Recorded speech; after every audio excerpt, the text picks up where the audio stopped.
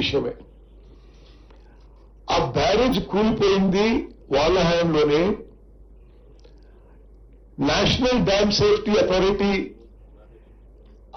ఆ కూలిపోయిన బ్యారేజ్ చూడడానికి వచ్చింది వాళ్ళ హయాంలోనే. మొదటి రిపోర్ట్ ఇచ్చింది వాళ్ళ హయాంలోనే.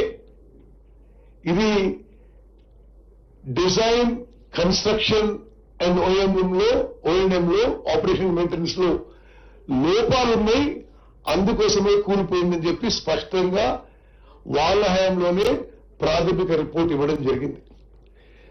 సరే, ఆ తర్వాత మేము అధికారంలోకి వచ్చి మరి భారతదేశంలోనే డ్యామ్స్ అండ్ బ్యారేజెస్ మీద అత్యున్నత నైపుణ్యం ఉండి, స్కిల్ ఉండి, నాలెడ్జ్ ఉండి, టెక్నికల్ నాలెడ్జ్ ఉండి ఉన్న పార్లమెంట్ లో చట్టం ద్వారా ఏర్పడ్డ నేషనల్ డ్యామ్ సేఫ్టీ యాక్ట్ ద్వారా నేషనల్ డ్యామ్ సేఫ్టీ అథారిటీ ఏర్పడ్డది. మరి ఈ national dam safety authority report ఇచ్చిన తర్వాత ఫైనల్ రిపోర్ట్ వచ్చింది. చాలా స్పష్టంగా గత ప్రభుత్వంలో జరిగిన ఈ ప్రాజెక్టు నిర్మాణం, ప్రాజెక్టు డిజైన్, నిర్మాణం, ఓఎన్ఎంలో అన్నిట్లో సీరియస్ లోపాలున్నాయి,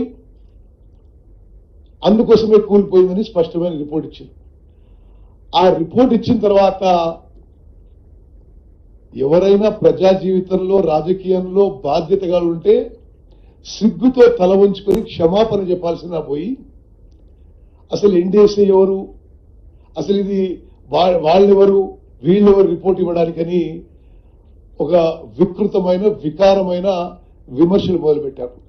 అందుకోసమే నేనేమనుకున్నానంటే, సరే విషయం కూడా మొత్తం కూడా ఒకసారి మీ ద్వారా యావత్ తెలంగాణ ప్రజానీకానికి తెలవాల్సిన అవసరం ఉందని చెప్పి నేను మనం చేస్తున్నాను.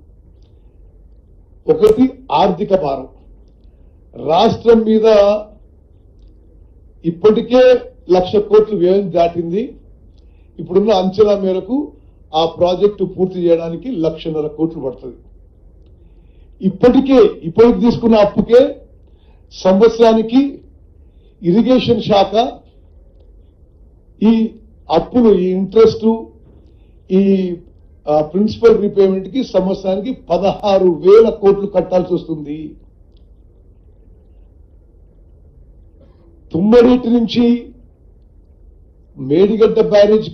మేడిగడ్డకి లొకేషన్ షిఫ్ట్ చేయడం కూడా ఒక పూర్తిగా ఒక పొరపాటు, గ్రాస్ ఎర్రర్.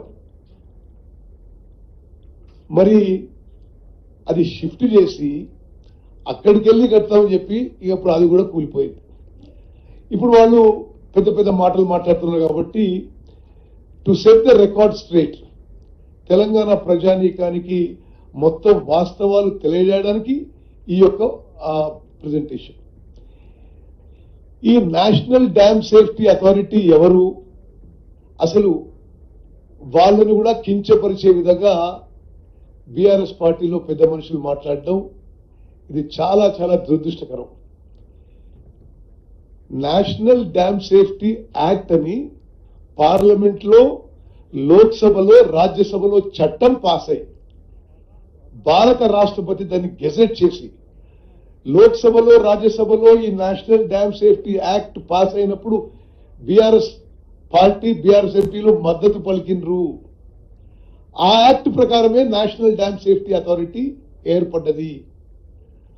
భారతదేశంలో ఉన్న అన్ని డ్యామ్స్, బ్యారేజీలు ఈ నేషనల్ డ్యామ్ సేఫ్టీ అథారిటీ ద్వారా జాతీయ స్థాయిలో, అంతర్జాతీయ స్థాయిలో ఎక్కువ నాలెడ్జ్, ఎక్కువ టెక్నికల్ నాలెడ్జ్, ఎక్కువ అనుభవం వాళ్ళని ఆ నేషనల్ డ్యామ్ సేఫ్టీ అథారిటీ ఏర్పాటు చేయడం జరిగింది. వాళ్ళ డ్యూటీస్ అండ్ రెస్పాన్సిబిలిటీస్ కూడా స్పష్టంగా పార్లమెంట్ లో చేసిన చట్ట ప్రకారమే ఉన్నాయి. ఏంటిది, దేశంలో ఉన్న 5,700 డ్యామ్లు, బ్యారేజీలు, వాటి రక్షణ, ఆ సేఫ్టీ ప్రికాషన్స్, ఏం ప్రొసీజర్స్ ఫాలో కావాలి అని చాలా స్పష్టంగా ఇవ్వడం జరుగుతుంది. దాని